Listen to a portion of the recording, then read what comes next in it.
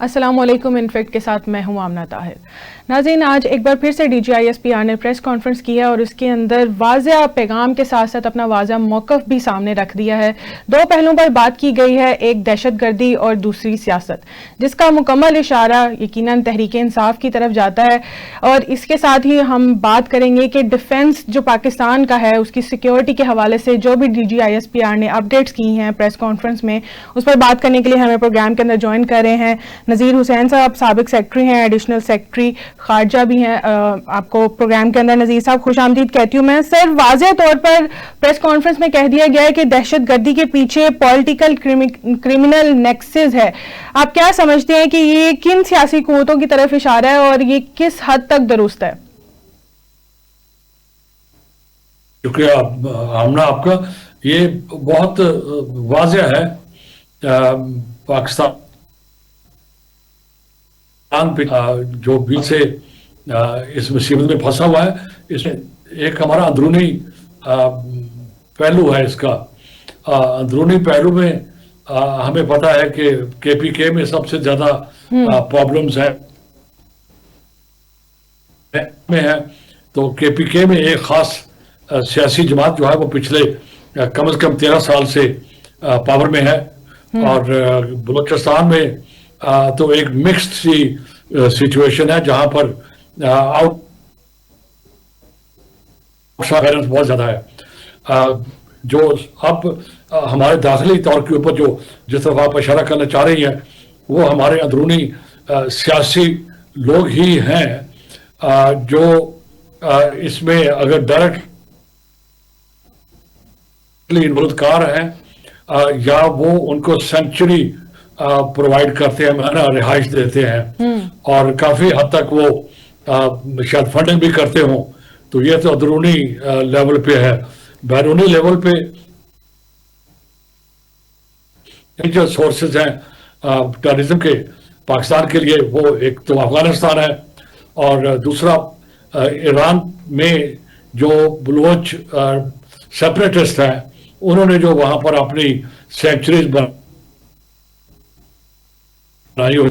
اور ان دونوں کے پیچھے جو ماسٹر مائنڈ ہے وہ ہم سب کو پتا ہے، وہ ہندوستان ہے. اور ہندوستان کے ساتھ پھر اسرائیل بھی ہے. یہ دونوں مل کے افغانستان کو اور جو علیحدگی پسند لوگ ہیں ان کو استعمال کرتے ہیں. تو یہ صورتحال بنتی ہے. تو اگر سر کسی صوبے میں سیاسی ماحول جو ہے وہ دہشت گردی کے لیے سازگار ہے، تو اس کی ذمہ داری آپ کیا سمجھتے ہیں کہ کس کے اوپر عائد ہوتی ہے؟ صوبائی حکومت کے اوپر یا وفاق کے اوپر؟ جی، اس پہ کوئی ابہام نہیں ہے. امنا، یہ جو ٹیررزم ہے اور اینٹی ٹیررزم ایکٹیویٹی جو ہے یا سولوشن اس کا، وہ basically it is a police function. Pakistan ایک ایکسیپشن ہے میرے خیال میں دنیا میں، جہاں پر ہماری مین فورس ملٹری استعمال ہو رہی ہے. ملٹری سے مراد آرمی بھی استعمال ہو رہی ہے اور ایئر فورس بھی استعمال ہو رہی ہے، اور زیادہ انوالو نہیں ہوئی. جو بھی وجہ ہے اس کی، اور شاید ایک وجہ یہ ہے کہ وہ پروونشل گورنمنٹ کے انڈر ہوتی ہے، اور دوسرا ان کی اتنی کیپیسٹی نہیں ہے کہ وہ ٹیررزم جیسے سوفسٹیکیٹڈ کو فیس کر سکے. تو آپ کے سوال کا جواب بڑا سمپل ہے. یہ پہلی طور پہ ذمہ داری پروونشل گورنمنٹ کی ہے کہ وہ کسی کو بھی اپنے صوبے میں رہائش پذیر نہ ہونے دیں، یا اپنے کسی بھی ادارے کو، چاہے وہ ادارہ گورنمنٹ کا ہو، چاہے وہ ادارہ جیسے کہتے ہیں نان گورنمنٹل ادارہ ہو، ان کو یہ اجازت نہ دے کہ وہ کسی ٹیررسٹ کو سہولت کاری کریں، کسی سینکچری پرووائڈ کریں، فنڈنگ کریں یا گائیڈ کریں for that matter. Sir, press conference میں یہ بھی کہا گیا کہ 2025 میں جو 70 سے 80% دہشت گردی رہی ہے وہ خیبر پختونخوا میں رہی ہے، لیکن صوبائی حکومت جو ہے وہ آپریشن پر تحفظات رکھتی ہے. تو سر کیا ہم دیکھ سکتے ہیں یا کب تک دیکھ سکتے ہیں؟ سیاسی صورتحال ہے یہ. دیکھیں، یہ ایک سیاسی پوزیشن انہوں نے لی ہے، اور یہ کوئی अक्लमंदी नहीं है और ये एक किस्म का बोझ है फेडरल गवर्नमेंट के अगेंस्ट। तो फिर सर सूबा और फौज फिर एक पेज पर कैसे आएंगे दहशतगर्दी के हवाले से? दहशतगर्दी के हवाले से आपको याद है इसी गवर्नमेंट ने आज से कोई कितने साल पहले, कोई 8 साल पहले 25,000 के करीब टीटीपी के नंबर में आने दिया था और उसमें से कम 4 या 5,000 लोग वो थे जो बाकायदा हथियार बंद थे, वो अपने असले समेत वापस आए और उनकी फैमिलीज वापस आई, उनके रिश्तेदार वापस आए, उनके बाकी और जो लोग, तो ये तो मेरे ख्याल में बगैर किसी हीले हुज्जत के आप कह सकते हैं कि इसकी जिम्मेदारी केपीके की गवर्नमेंट की है, जो पीटीआई की गवर्नमेंट है। हम बिल्कुल खुल के कहें ताकि इसका मदावा हो सके। क्या है कि जिन्होंने उनको वापस आने दिया फेडरल गवर्नमेंट में भी और प्रोविंशियल गवर्नमेंट में भी, जब वो आ गए उनको ना क्या कहते हैं सिक्योरिटी की उनकी, ना उनको डिसआर्म किया, ना उनको एज सच आइडेंटिफाई किया और ना ही उनके ऊपर कोई रखी गई। अगर उनको लाना भी था तो उनको बाकायदा सर्विलेंस होती, उनके साथ कोई ना कोई और आइडेंटिफिकेशन होती और उनको ये कहा जाता कि मिसाल के तौर पे आप हर महीने आएंगे और पर्टिकुलर रेलवे पुलिस स्टेशन को आप सपोर्ट कर। दुनिया की प्रैक्टिस की बात कर रहा हूं, दुनिया में ये प्रैक्टिस होती है कि आप जो भी क्रिमिनल्स होते हैं उनको कहा जाता है कि आप इस हदूद दरबे से बाहर नहीं जाओगे, आपकी ये आइडेंटिटी होगी, आप ये पुलिस को रिपोर्ट करोगे, आप किसी इंसिडेंट में होंगे और उसे हम 5 साल तक आपको मॉनिटर करेंगे और उसके बाद शायद आपको फिर हम एक रेगुलर सिटीजन समझेंगे। तो हमने इस किस्म की कोई चीज नहीं हुई, तो जिम्मेदारी फाइनली केपी की गवर्नमेंट की है और पीटीआई गवर्नमेंट की है। तो सर ये जो इंटेलिजेंस बेस्ड ऑपरेशंस भी हो रहे हैं दहशतगर्दी में, फिर भी कहीं कमी नहीं आई, इस पे आप क्या समझते हैं कि हिकमत अमली वो नाकाफी है या सियासी रुकावटें हैं वो ज्यादा है? मैं आपको ग्लोबल प्रैक्टिस शेयर करता हूं जी। 1960 से इसका डाटा मेंटेन हो रहा है ग्लोबल लेवल के ऊपर। आपको पता है हम तो अब एक्टिव हुए हैं एंटी टेररिज्म एक्टिविटीज के अंदर, दुनिया बहुत पहले से इन्वॉल्व है। 1960 से जो डाटा इकट्ठा हुआ है, जो एम्पेरिकल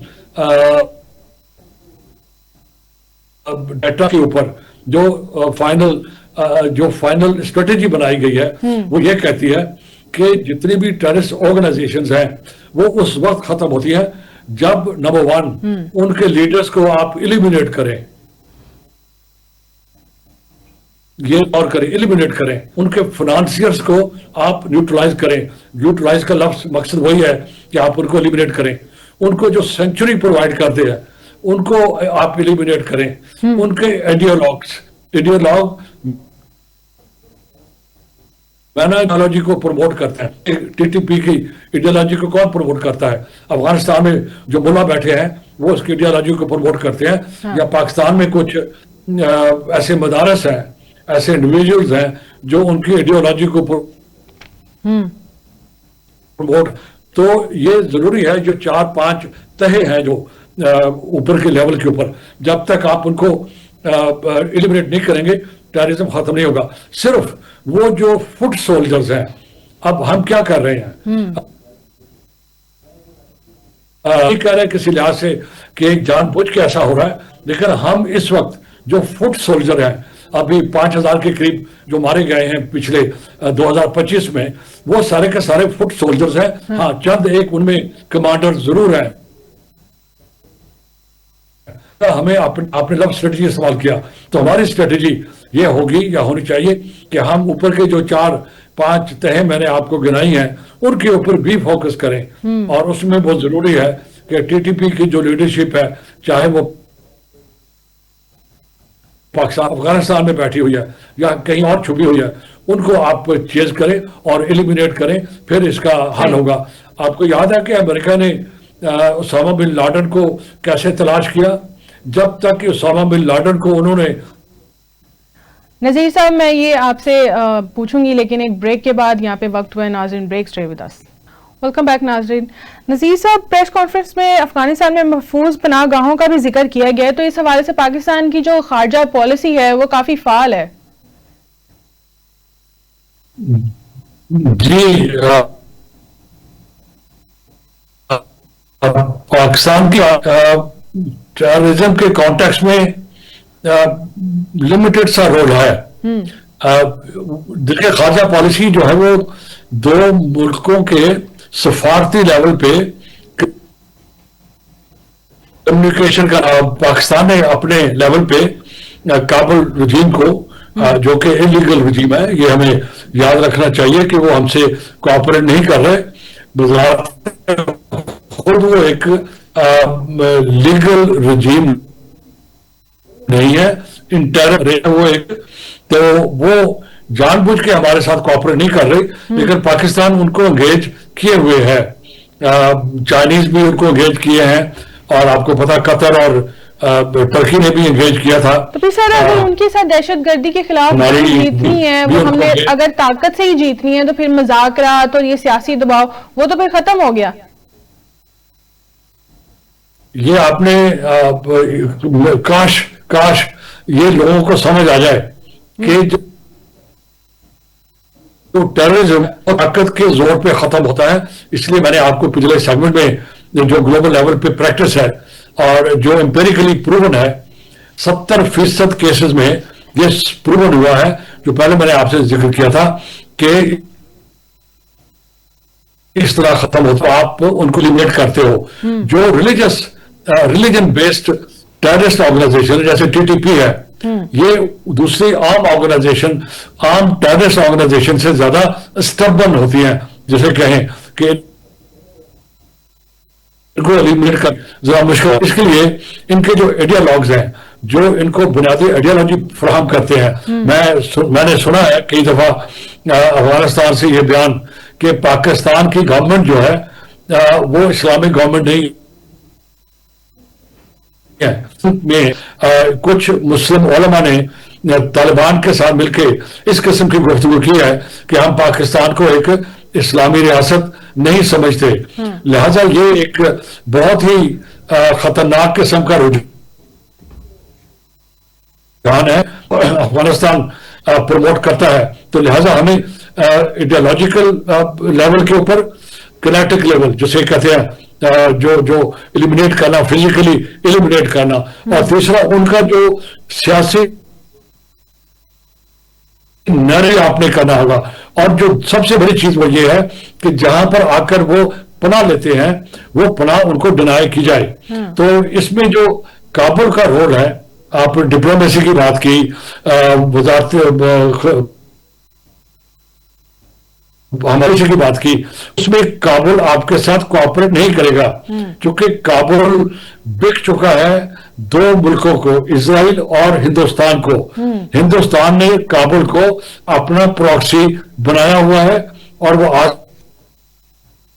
से नहीं है, चाहे वहां पर हुकूमत कोई भी आएगी, आपके लिए वो ज्यादा बाहर से राहत नहीं होगी।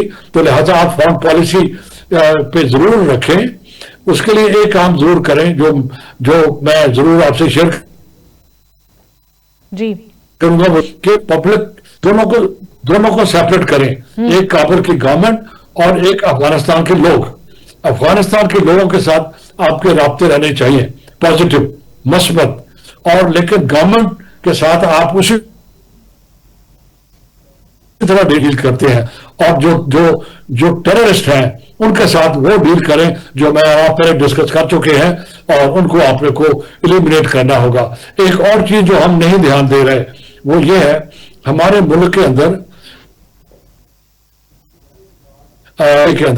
एक बहुत बड़ी लॉबी है जो प्रो अफगानिस्तान तो है, लेकिन वो ऑटोमेटिकली प्रो काबुल हो जाती है। काबुल से मेरी मुराद जो रजीम इस वक्त है, और वो जो लॉबी है उसमें 3 एलिमेंट हैं। एक है सो कॉल्ड, वो कोई एज सच जिसे कहते हैं कि जेन्युइन नेशनलिस्ट नहीं है, वो अपॉर्चुनिस्ट है, वो अपने सियासी फायदे के लिए ये काम करते हैं। एक नंबर 2, जो इलीगल इकोनॉमी है, बहुत बड़ी इलीगल अरब डॉलर साल का इलीगल इकोनॉमी के थ्रू आता जाता है।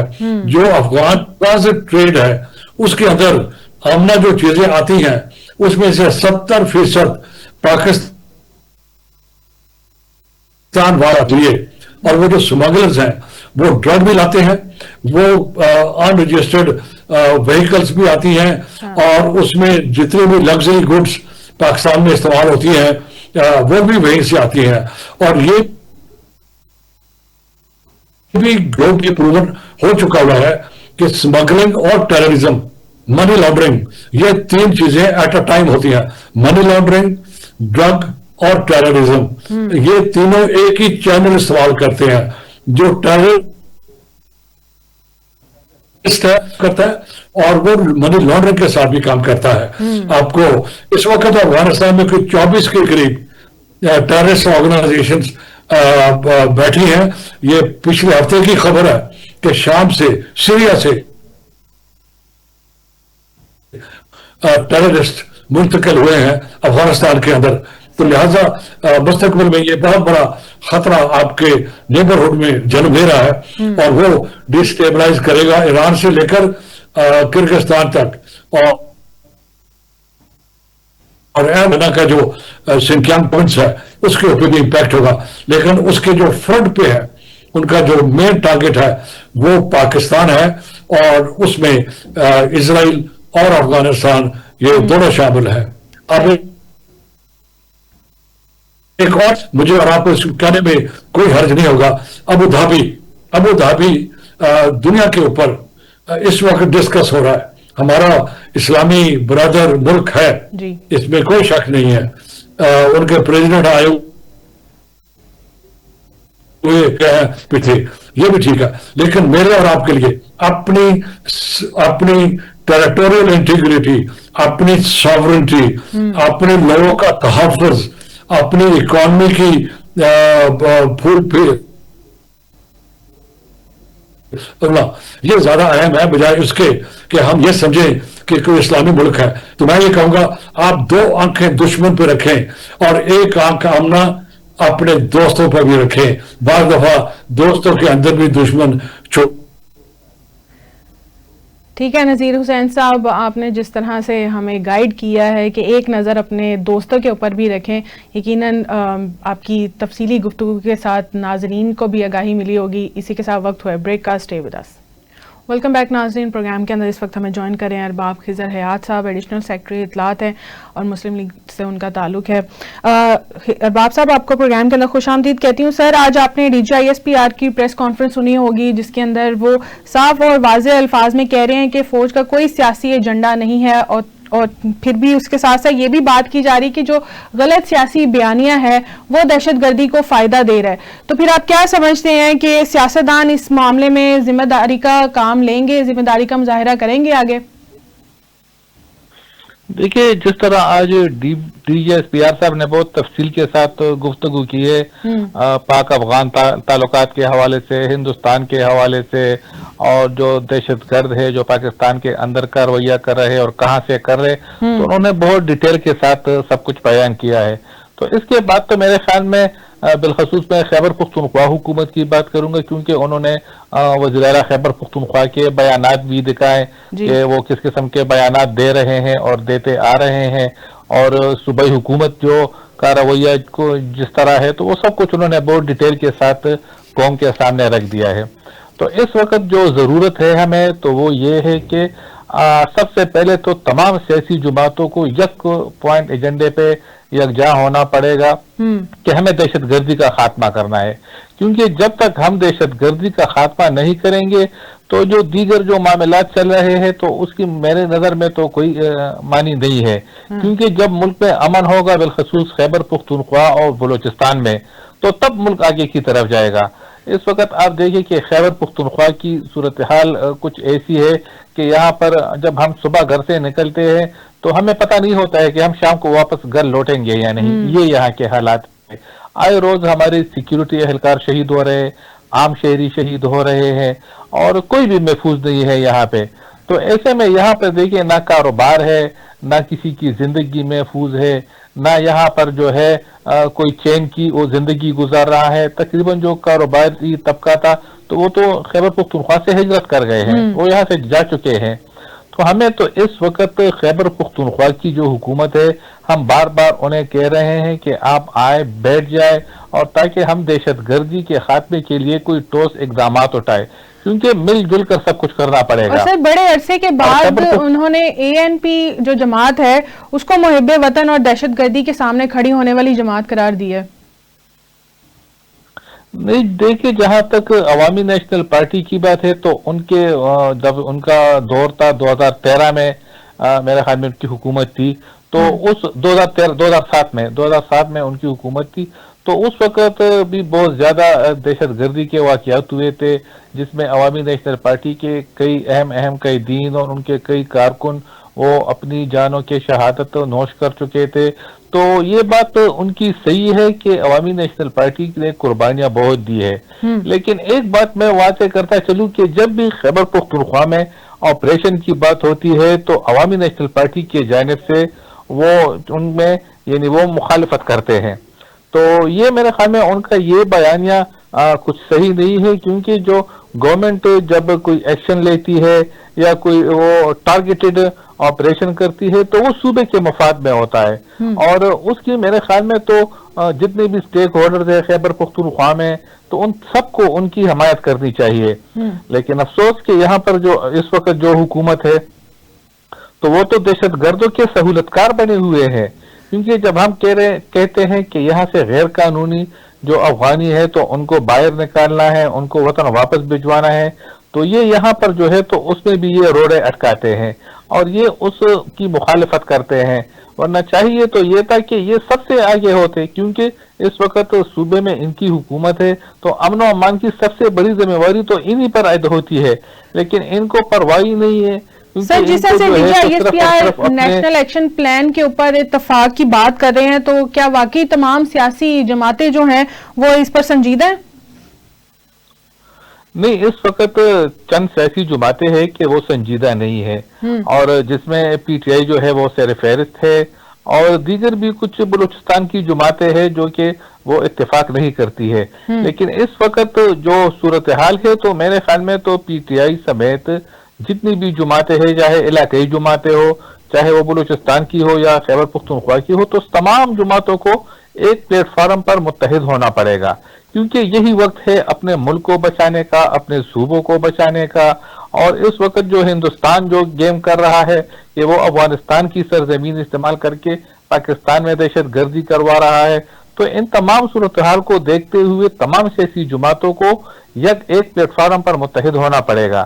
اور اگر ہم ایسا نہیں کریں گے اور ہم سیاست کریں گے ایک دوسرے کے ساتھ اس موقع پر بھی، تو پھر تو میرے خیال میں پاکستان کا خدا ہی حافظ ہے. اچھا، جس طرح سے DGISPR کہہ رہے ہیں کہ کوئی بھی فرد یا جماعت جو ہے وہ ریاست سے بالا تر نہیں ہے، تو پھر سر اس کا عملی طور پر ہم اطلاق کب اور کیسے دیکھیں گے؟ دیکھیے، یہ بات تو ان کی بالکل صحیح ہے کہ کوئی بھی جماعت جو ہے وہ بالا تر نہیں ہے.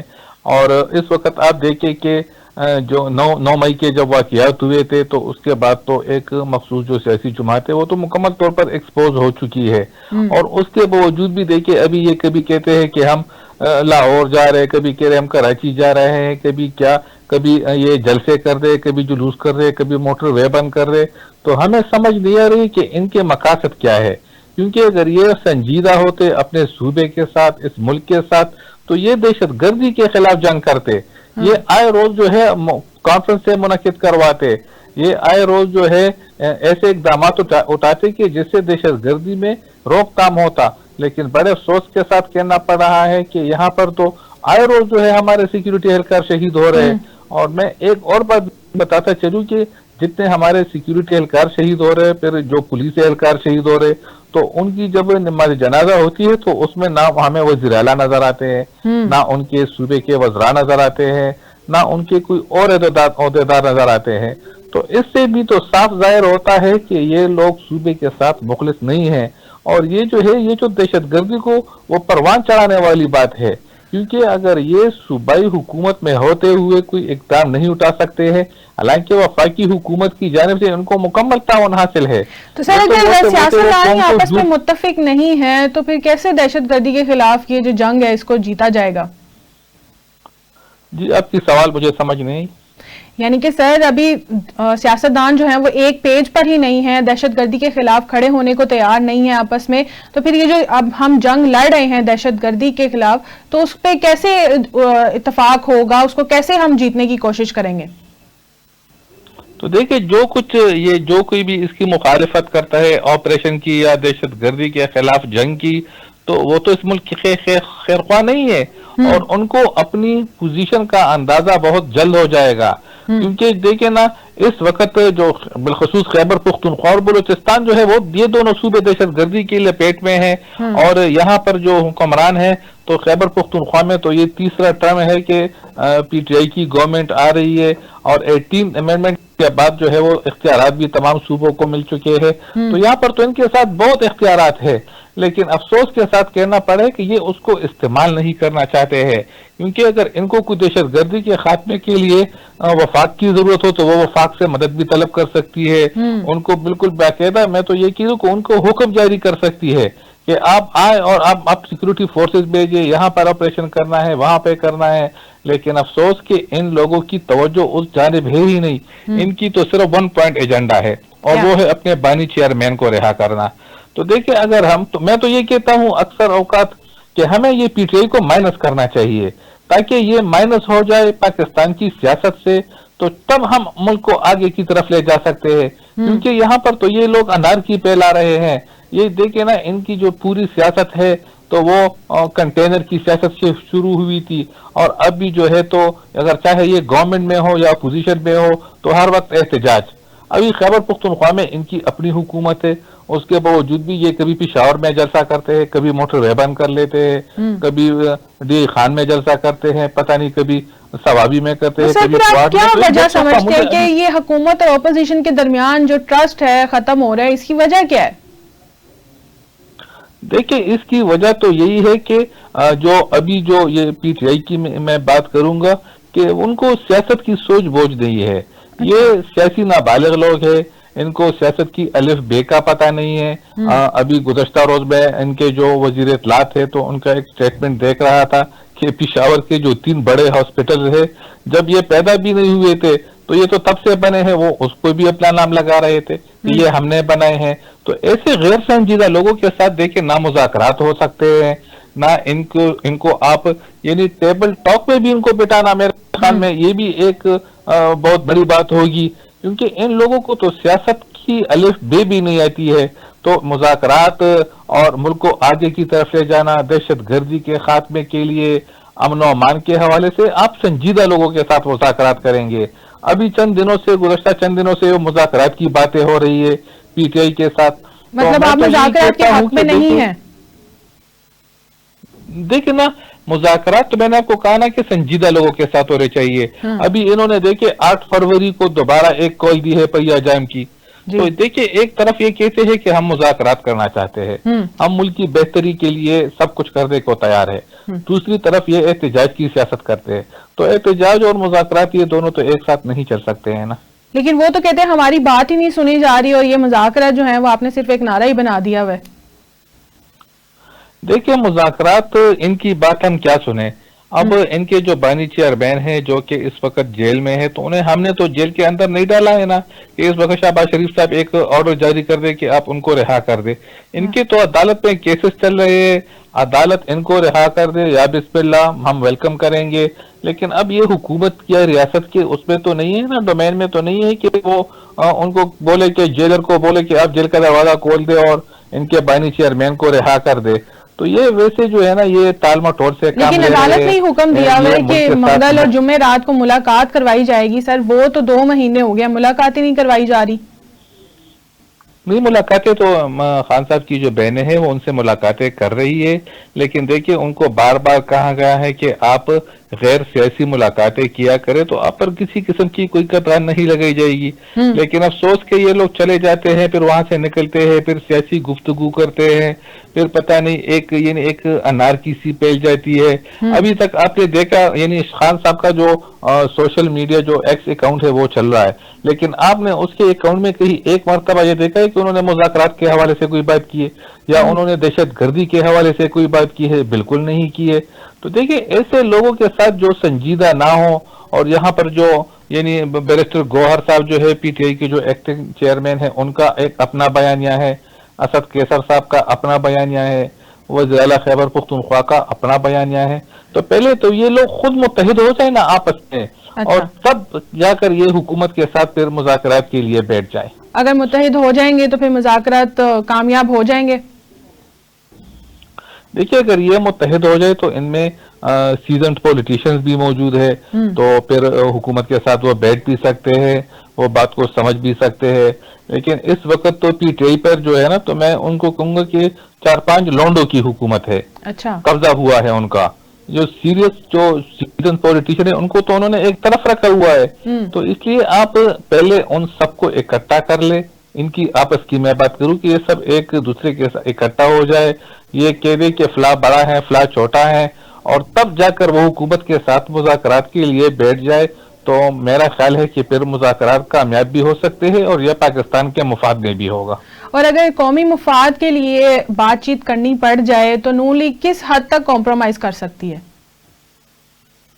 دیکھیں نون لیگ تو ہمیشہ پاکستان کی جو ہے نا، وہ پاکستان کی ایک بانی جماعت ہے اور پاکستان کی خیر خواہ جماعت ہے، اور ہم نے ملک کی خاطر ہمیشہ قربانیاں دی ہے. دیکھیں جب 12 اکتوبر 99 کو جب جنرل مشرف نے کو کیا تھا اور ہماری حکومت کا خاتمہ کیا تھا، تو دیکھیے اس وقت ہم نے کچھ ایسا اقدام نہیں اٹھایا تھا کہ جس طرح جو 9 مئی کے اقدامات ہوئے ہیں، 26 نومبر کے ہوئے ہیں. حالانکہ ہمیں تو 4x4 کمروں میں جو ہے وہ بند کر دیا جاتا تھا، لیکن ہم نے کبھی اپنی پاک فوج کو ٹارگٹ نہیں کیا ہے، ہم نے کبھی جو ہے ریاست کو ٹارگٹ نہیں کیا ہے. ہم نے ملک کی مفاد کی خاطر سب کچھ وہ جیلا ہے. ہم نے کہا کہ چلے یہ وقت بھی گزر جائے گا. اور ایک عامر نے ملک پہ قبضہ کیا تھا، اور پھر پوری دنیا نے ان کا انجام بھی دیکھا کہ جو نواز شریف صاحب کو ختم کرنے کے لیے کوشاں تھے تو وہ خود ختم ہو گئے، اور نواز شریف صاحب اور ان کی پارٹی کا نام آج بھی زندہ ہے. تو سر آپ نہیں سمجھتے کہ یہ وقت آ گیا ہے کہ اب گورنمنٹ اور اپوزیشن جو ہے وہ بیٹھ کر کوئی مساق جمہوریت 2 اس کے اوپر کوئی کام کر لے؟ تو دیکھیں وہ تو میں آپ کو کلیئر کر دیا کہ پہلے یہ پی ٹی آئی جو ہے یہ لوگ خود تو متحد ہو جائے نا. ابھی تک ہمیں پتہ نہیں ہے کہ کس کے ساتھ مذاکرات کیے جائے. کبھی یہ کہہ رہے کہ اچک زئی صاحب کے ساتھ کیے جائے، حالانکہ کل کو اچک زئی صاحب کے ساتھ مذاکرات ہو جائیں گے اور اس میں کچھ اونچ نیچ ہو جائے گی تو پھر یہ لوگ کہیں گے کہ وہ تو ہماری پارٹی کے ہے ہی نہیں، ہم نے تو مذاکرات کیے ہی نہیں ہے.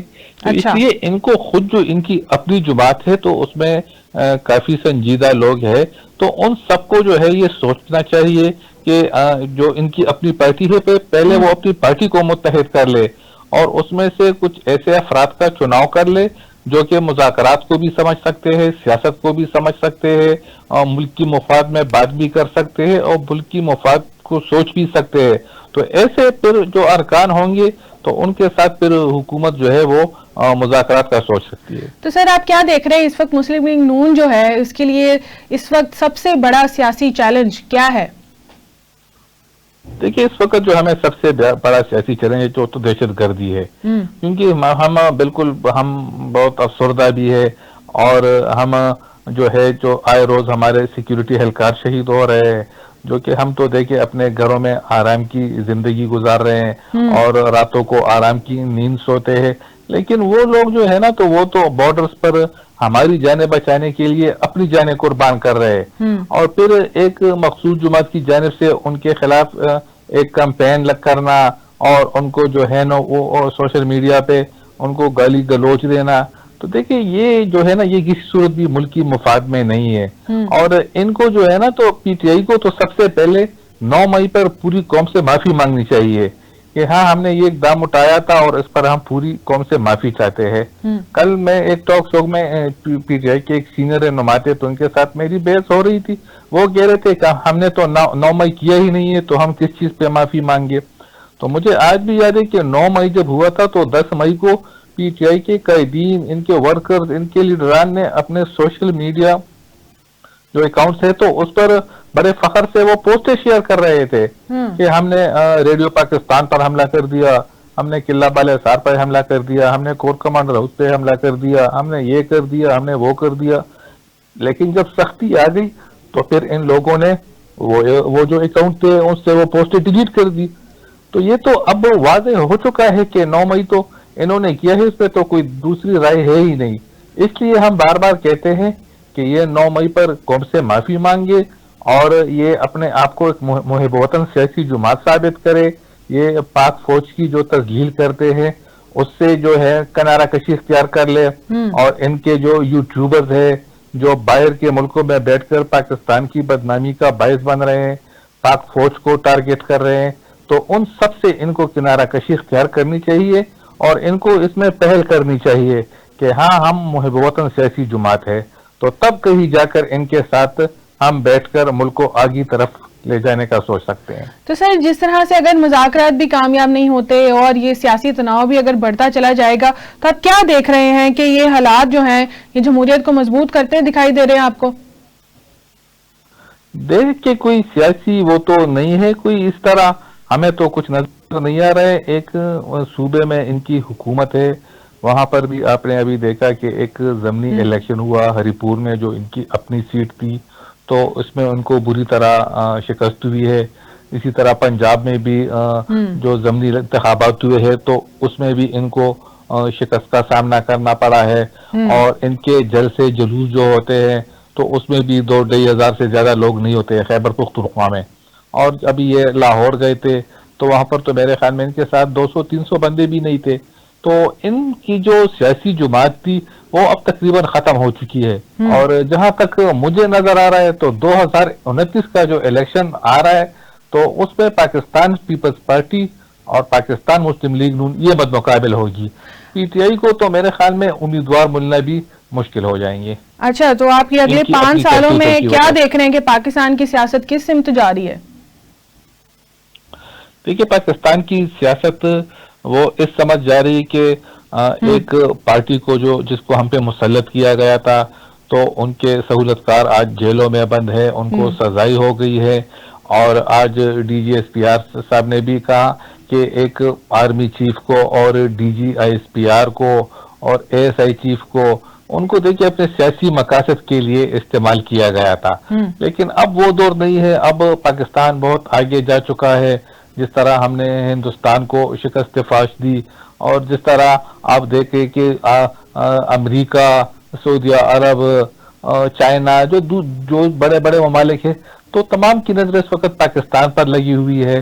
اور پرائم منسٹر شہباز شریف صاحب اور فیلڈ مارشل عاصم منیر صاحب کی قیادت میں پاکستان بہت آگے نکل چکا ہے. اور انشاءاللہ آنے والے دنوں میں پاکستان جو ہے تو وہ ایشین ٹائیگر بننے جا رہا ہے جس سے اسے کوئی نہیں روک پائے گا. ٹھیک ہے جی، بہت شکریہ ارباب خضر صاحب، آپ نے پروگرام کے اندر ہمیں وقت دیا. ناظرین، آج ہم نے پروگرام میں ڈسکس کیا ہے D G I S P R کی پریس کانفرنس کو، جس میں انہوں نے مجموعی طور پر جائزہ لیا ہے دہشت گردی کا جو 2025 میں ہمیں سامنا کرنا پڑا ہے، جس میں وہ انہوں نے کہا ہے کہ دہشت گردی ایک تاریخی اور نتیجہ خیز سال قرار دیا گیا ہے 2025 کو. اس کے علاوہ انہوں نے بات کی خیبر پختونخوا کی صورتحال پر، جہاں پر تقریباً کوئی 70 سے 80% دہشت گردی ہمیں 2025 میں دیکھنے کو ملی ہے. اس کے بعد انہوں نے افغانستان اور بیرونی عناصر کے جو امپلیمنٹیشن ہے ہمارے ملک کے اوپر اور وہاں سے کس طرح سے دہشت گردوں کو سہولت کاری کی جاتی ہے اور وہاں پر پناہ گاہیں ان کی کس طرح سے موجود ہیں اس کو بھی تفصیلی انہوں نے ہمارے سامنے رکھا ہے. اور اس کے بعد انہوں نے جس طرح سے کہا ہے کہ کوئی بھی فرد یا جماعت ریاست سے بالا تر نہیں ہے، یعنی کہ انہوں نے سیاست دانوں کو واضح طور پر یہ پیغام دے دیا ہے کہ ریاست سب سے اوپر ہے اور اس کے بعد کوئی بھی جماعت یا کوئی بھی فرد آتا ہے جو جس طرح سے انہوں نے تحریک انصاف کے کارکنان اور ان کے رہنماؤں کی ویڈیوز چلائی ہیں، ان کے بیانات چلائے ہیں، واضح تو یہی ہو رہا ہے کہ انہوں نے صاف پیغام دے دیا کہ کسی کو بھی سہولت نہیں ملے گی اور کسی کو بھی آسانی نہیں ملے گی. واضح یہ پیغام ہے. اور اس کے ساتھ ساتھ انہوں نے ANP کی تعریف کی ہے کہ وہ دہشت گردی کے لیے ہمیشہ کھڑی ہوتی رہی ہے، لیکن آج تک PTI کے کسی کارکنان کے اوپر کبھی بھی کوئی دہشت گردی کا حملہ کیوں نہیں ہوا، یہ سوال وہ چھوڑتے ہوئے جا رہے ہیں. اور ہم بھی آپ کے لیے یہی سوال اور یہی آپ کے لیے جواب ہے کہ دہشت گردی سے اگر ہم مل کر نہیں نپٹیں گے تو کس طرح سے اس دہشت گردی سے جیتا جائے گا. آپ کے لیے سوال ہے اور اس کا جواب ضرور دیجیے گا. اپنے فیڈ بیک سے ضرور آگاہ کیجیے گا. اللہ حافظ.